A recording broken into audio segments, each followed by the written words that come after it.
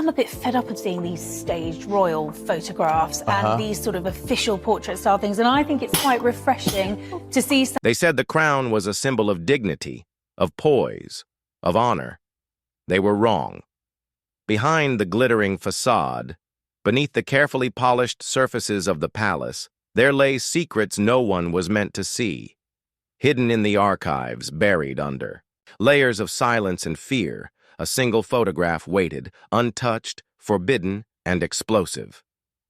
For 3 long years, it remained locked away, a silent testament to truth the monarchy did not want revealed. The photograph had been taken by Marcus Whitmore, a man who had dedicated his life to capturing history, both grand and intimate. 30 years of service had earned him trust beyond measure, but also a weight that few could understand. Through his lens, he had seen the monarchy in ways the public never could. Smiles shared behind closed doors, glances of pride, gestures of warmth, but also moments of tension and private cruelty. This image, however, was unlike anything he had encountered before. It was a glimpse into character unguarded, raw, and damning. The palace believed it was safe. The image had been flagged immediately, condemned as unfit for public eyes. Orders had been given to destroy it, and yet it survived, carried by the conscience of a man who knew that some truths could not be buried, no matter the cost. Now, after years of silence, that photograph is poised to surface. Once it does, the carefully constructed image of Queen Camilla could crumble in an instant. As Marcus stared at the memory of that day, he recalled the room, the elegant cream drapery, the gilded mirrors reflecting soft light, the subtle fragrance of freshly cut flowers from the royal gardens. Everything had been arranged to perfection. Every detail, every shadow, every fold of the gown had been considered. Yet in those fleeting moments between polished poses, reality had broken through. And what reality revealed was shocking enough to shake the foundations of the palace itself. No, one had imagined this would happen. Not the aides, not the assistants, not even Marcus himself. It was a single gesture, captured in an instant, a gesture that carried intention, disdain, and mockery, all frozen in time. For 30 years, Marcus had obeyed the unspoken rules of discretion. For 30 years, he had carried secrets like stones on his chest. But this time, the weight was heavier. This time, the truth demanded to be seen. Marcus Whitmore was not just any photographer. For 3 decades, he had served the royal family, witnessing events both monumental and private. From glittering state banquets, where chandeliers cast golden patterns across marble floors, to quiet garden gatherings where children's laughter mingled with the rustling of leaves, Marcus had always been present, silent, observing. His work was more than a craft. It was an exercise in trust. The palace knew him as a man who could hold secrets, but Marcus valued something beyond loyalty: truth. Over the years, he had come to understand the subtle languages of the royals. He knew the small exchanges between William and Catherine that no camera was meant to catch, the fleeting expressions of pride in the Queen's eyes, and the tension-filled glances that preceded disagreements later smoothed over in polite public appearances. Marcus had been the silent witness to the humanity behind the crowns, and the humanity behind the curated images was often starkly different from the one presented to the world. But his most challenging test came not from grandeur or ceremony, but from intimacy, moments that revealed the raw, unguarded character of those who wore the crown. One photograph could carry 1,000 truths, and Marcus had learned that the camera did not lie. It did not forgive. And when a photograph captured the essence of a person in a way no public relations campaign could manipulate, the consequences were monumental. Marcus's eyes had seen the warmth of a queen consort during charitable events, her hands extended in kindness, her smiles measured and authentic. He had witnessed her composed interactions with officials, her poised gestures at public ceremonies, and the moments of subtle vulnerability that the public never noticed.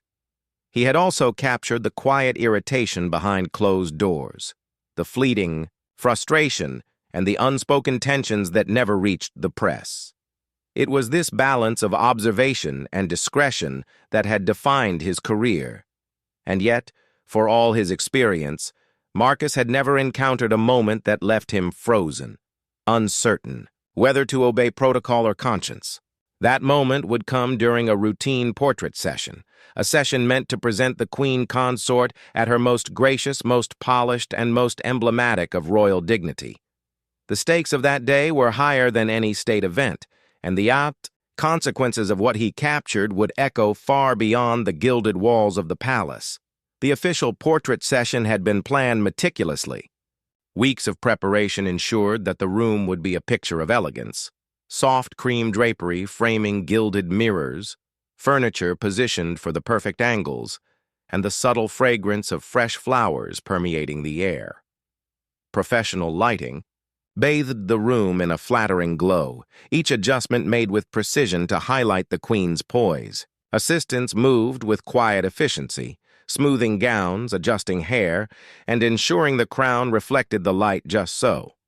Marcus moved through the room with the quiet confidence of a man who had seen this scene countless times.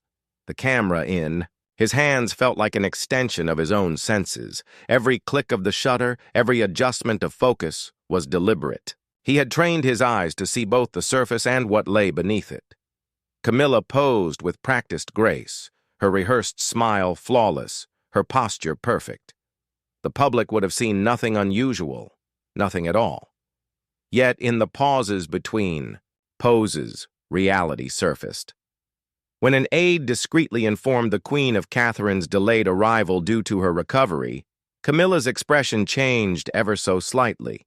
A subtle shift, almost imperceptible, but enough for Marcus to notice. The poised smile faltered, replaced by something colder, sharper, and dismissive. In that quiet moment, Camilla mimicked Catherine's recent struggles with exaggerated gestures, bending her posture, feigning labored movements, and twisting her face into a smirk that carried derision rather than amusement. The assistants exchanged uneasy glances, uncertain whether to intervene. Marcus's instinct overrode protocol. He clicked the shutter, capturing a moment that was never meant for anyone else's eyes. As the session continued, Camilla returned to her rehearsed demeanor. The crown was adjusted, the lighting fine-tuned, and the final portraits reflected the polished Queen Consort the world knew. But Marcus knew that buried among the hundreds of frames was a sequence that told a different story, a story of mockery, of calculated cruelty, and of character revealed in unguarded truth. For weeks after the session, Marcus avoided the photograph. He told himself it was safer not to look, safer not to confront the truth he had captured. But human curiosity and conscience are persistent. One quiet evening, alone in his home office, Marcus opened the file. The image struck him with a force that made his chest tighten. Camilla's posture, her hands, the curl of her lips, the glint in her eyes, everything screamed intent. It was not a fleeting expression or a misunderstanding. It was mockery frozen in time, directed at someone who had shown resilience and composure in public. Marcus's stomach churned as he realized the weight of what he had captured. This was more than a photograph, it was a revelation. He studied every detail, zooming in, analyzing gestures, expressions, and subtle nuances. The hand over the chest, the tilt of the head, the exaggerated laboring movements, it was theater, performed with precision. No kindness, no misstep, no error, just calculated disdain. Marcus understood why the palace had demanded the image's destruction. It threatened not just Camilla's public image, but the credibility of the monarchy itself. The photograph could undo years of careful curation and expose the gap between public perception and private behavior. Marcus knew the risk, yet he could not comply. The burden of truth outweighed decades of loyalty. The palace acted quickly, Marcus received an urgent summons to a private meeting with senior officials. The setting was calm, polished, and deliberate, but the tension was palpable. They praised his decades of service, the beauty of his approved images, then shifted to the issue at hand. A single frame could never see the light of day. Legal clauses, threats of penalties, and subtle reminders of his family's safety were laid bare. Incentives, raises, exclusive assignments, even potential honors were dangled like a lure. Marcus hesitated, then made his decision. The photograph would not be destroyed. Under the cover of night, he created multiple encrypted backups. A safety deposit box under a friend's name, a secure cloud service with no link to him. The secret was protected, but the weight of it grew heavier each day. He had become the keeper of a truth that could shatter the monarchy, a truth the public was never meant to see. 3 years had passed. Marcus carried the photograph like a silent companion, haunting his thoughts, whispering questions he could not answer. And now, the moment had come when the world might finally glimpse what he had captured. Once the photograph is seen, the image of Queen Camilla, carefully built over years, could collapse. The public might never look at her the same way. And the monarchy? Its image of unity, grace, and dignity could fracture under the weight of truth. The question remained, are we ready for what has been hidden all these years? Because once the forbidden photograph is revealed, there is no turning back. Even as the photograph remained hidden, rumors began to ripple through the palace walls. Servants whispered of odd gestures, fleeting expressions, and moments of tension they had witnessed, but never dared mention aloud. The staff, trained to maintain absolute discretion, found themselves burdened with fragments of truth they could neither confirm nor ignore. Marcus knew that even the smallest hint of the photograph's existence could ignite suspicion. He watched from afar as palace aides navigated the corridors with cautious steps, exchanging glances that betrayed their unease. Conversations in hushed tones hinted at cracks in the polished facade, though no one dared speak directly of what had been. Captured. The queen consort, meanwhile, continued her public duties with seamless grace. Behind her warm smiles and composed gestures, a subtle tension lingered, an awareness that someone, somewhere, had glimpsed a truth that should have remained buried. The photograph's silent presence had begun to cast shadows, unseen but deeply, felt, stretching over every banquet, every ceremonial bow, every handshake meant to convey unity. Each day, Marcus wrestled with the weight of his secret. Sleep eluded him as he replayed the photograph in his mind, analyzing every gesture, every smirk, every tilt of the head. Was it cruelty, mockery, or something more subtle, a fleeting lapse of humanity? He could not decide, and that uncertainty gnawed at him relentlessly. Marcus's conscience battled his years of loyalty. He had protected royal secrets for decades, but this was different. This was not a harmless slip, a fleeting annoyance, or a minor embarrassment. This was a moment of character exposed in stark clarity. Every time he tried to set it aside, the photograph called him back, whispering questions he could not ignore. Family dinners, casual walks, even brief interactions with friends became tinged with tension. Marcus carried the invisible weight of truth, a burden that no one else could see, a secret that threatened to unravel the carefully constructed narratives of an entire monarchy. The palace could not ignore the subtle ripple caused by that single photograph. Although it remained hidden, officials began to investigate quietly. Staff were questioned under polite but pointed scrutiny. Aides observed with careful attention, and security monitored movements for any sign of leaks. Marcus knew he was being watched. Every email, every message, every call was measured against a backdrop of suspicion. Legal reminders arrived more frequently, veiled threats whispered through official channels. Yet he remained steadfast. The photograph was not just an image. It was truth, and he would not surrender it. Meanwhile, speculation began to seep into the media, though circumstantial. Phrases like unexplained tension or a curious glance made their way into reports, subtle hints that hinted at deeper stories without revealing the full truth. The palace, anxious to maintain control, intensified its cover-up, but each action only underscored the photograph's silent power. Eventually, Marcus realized that bearing the burden alone was unsustainable. A trusted confidant, a fellow photographer with years of discretion, became his ally. Together, they devised a plan to safeguard the photograph while minimizing risk, ensuring that the truth remained protected but secure. The confidant, equally meticulous and loyal to truth, provided perspective that Marcus lacked in moments of doubt. Together they analyzed every angle, every potential breach, and every contingency. The weight of secrecy remained, but it became shared, a burden slightly lighter yet no less critical. Despite careful precautions, the palace escalated its attempts to control the narrative. Legal letters grew more forceful, subtle threats became harder to ignore, and anonymous warnings reached Marcus's doorstep late at night. Each message carried a clear implication. The photograph must never see the light of day. Yet Marcus refused to comply. The image had transcended a simple photograph. It had become a symbol of truth, of unfiltered reality, and of the human character behind a crown.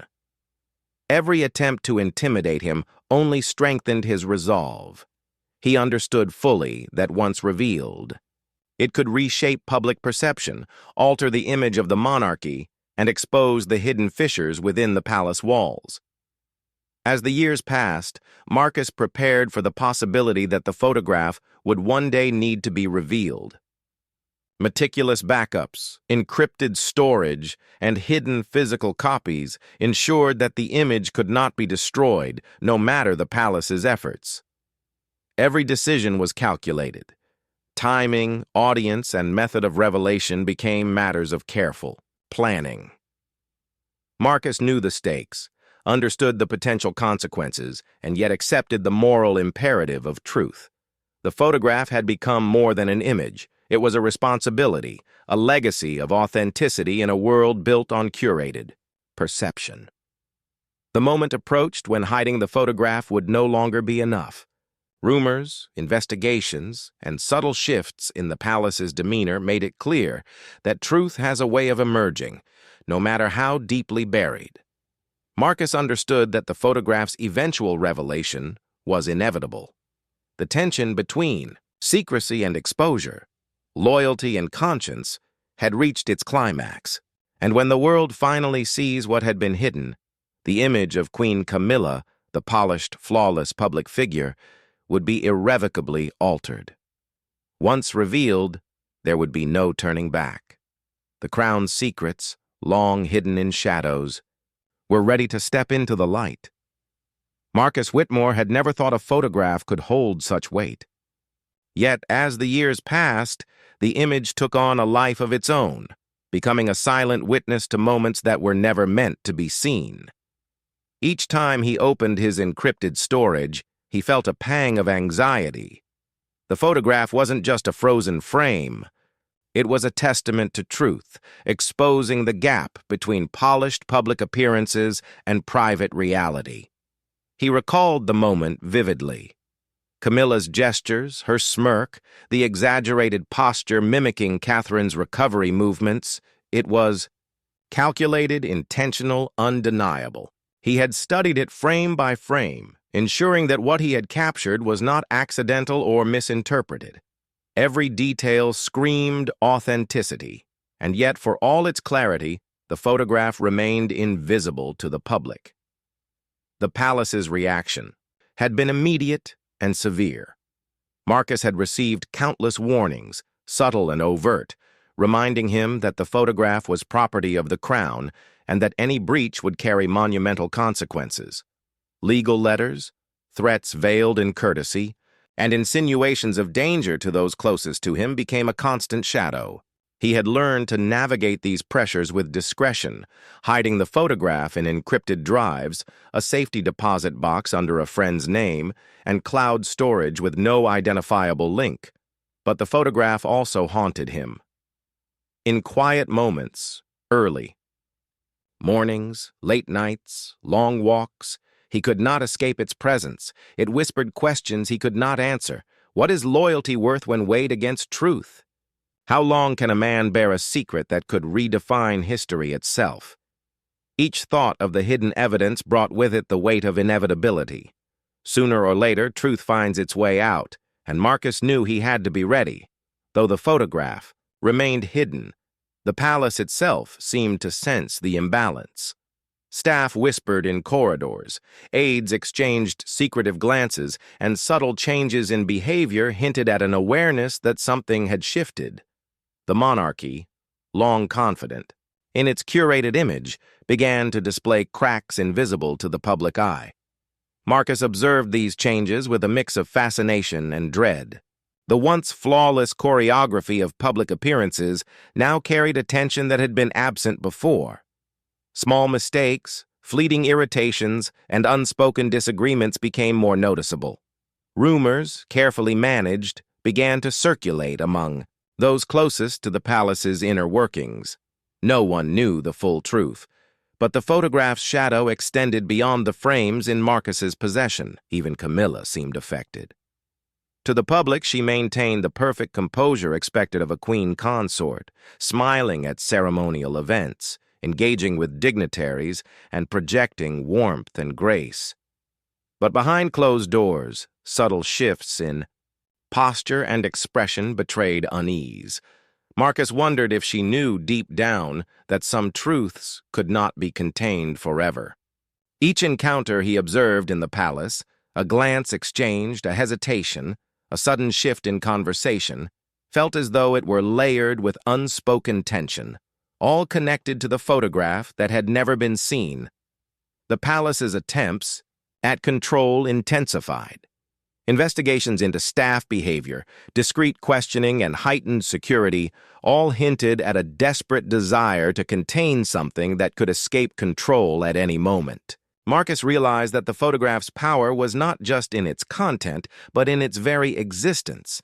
It represented knowledge the palace could not erase, a truth that could rewrite narratives, shift perceptions, and redefine reputations. Marcus Whitmore understood that secrecy was both a burden and a weapon. The photograph was a silent arbiter of truth, yet it demanded vigilance. Every day, he reviewed his backups, checked encryption, and analyzed potential vulnerabilities. The palace's increasing scrutiny only heightened his determination.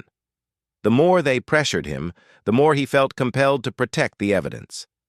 The moral weight of his choice became clearer with each passing day. Destroying the photograph would have been the easy route, a decision in line with decades of obedience and loyalty.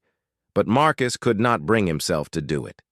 This was no ordinary slip of decorum or unfortunate gesture. It was a window into character, a moment that revealed the queen consort's private persona in a way that polished public appearances could never convey.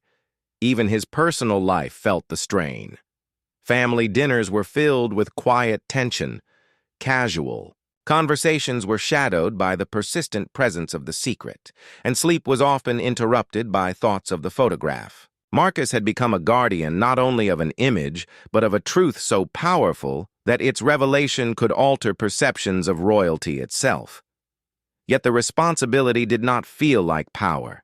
It felt like a weight pressing down relentlessly on his conscience, a constant reminder of the stakes at hand. Marcus's resolve hardened. He would protect the photograph at all costs, knowing that it could only be revealed when the moment was right.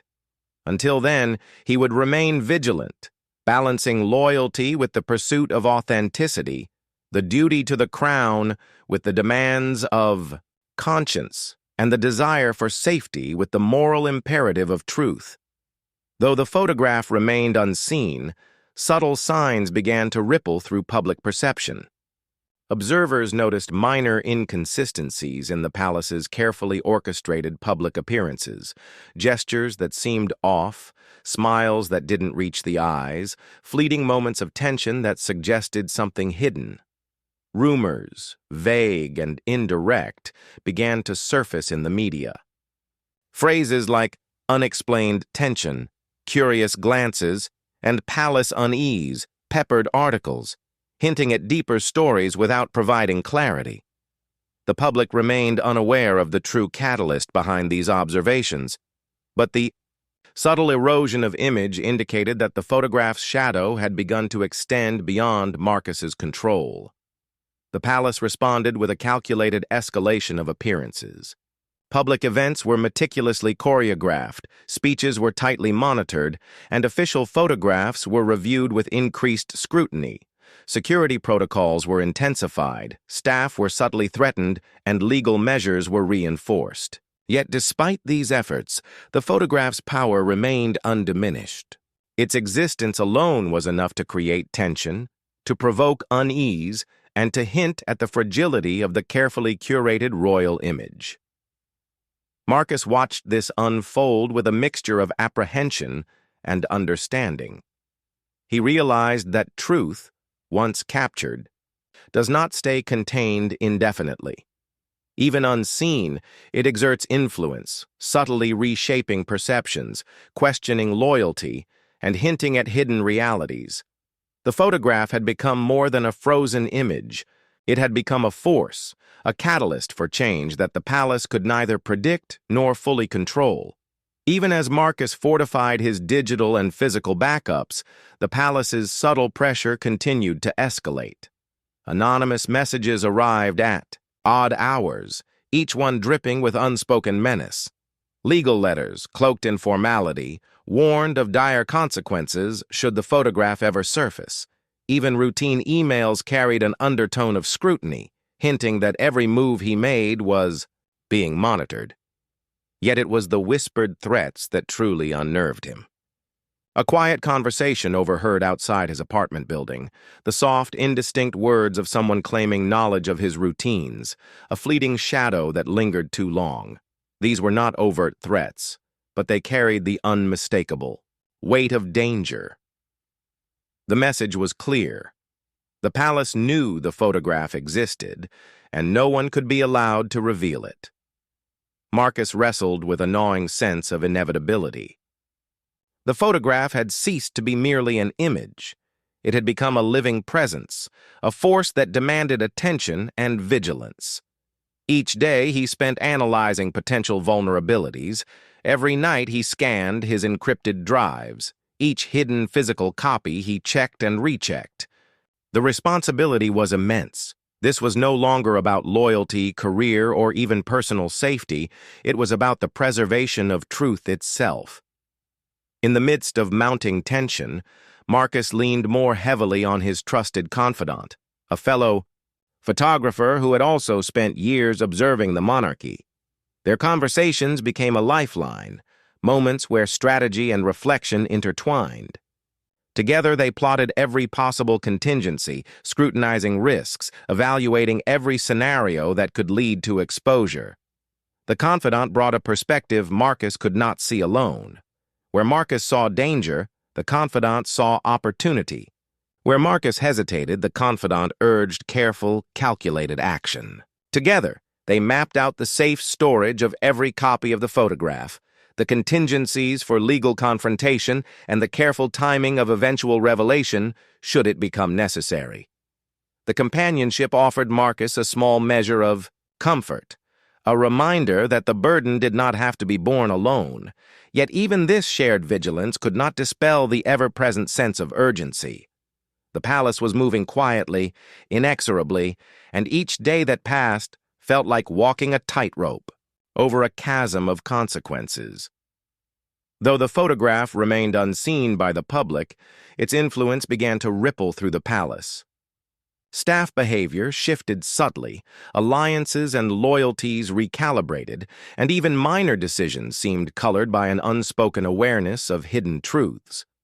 Marcus observed the delicate adjustments, the way aides moved with extra caution, how conversations held layers of meaning beneath the surface. Each ripple was a reminder that truth cannot be contained. Even when unseen, it influences perceptions, actions, and decisions. The palace's meticulous image management could not fully suppress the consequences of what had been captured. Every glance, every hushed comment, every subtle correction during a public appearance became part of a complex web, all connected to the hidden photograph. Marcus understood the paradox of his position. The photograph was both a burden and a tool. It demanded protection, vigilance, and secrecy, yet its mere existence created pressure that reshaped behavior and exposed the fragility of appearances.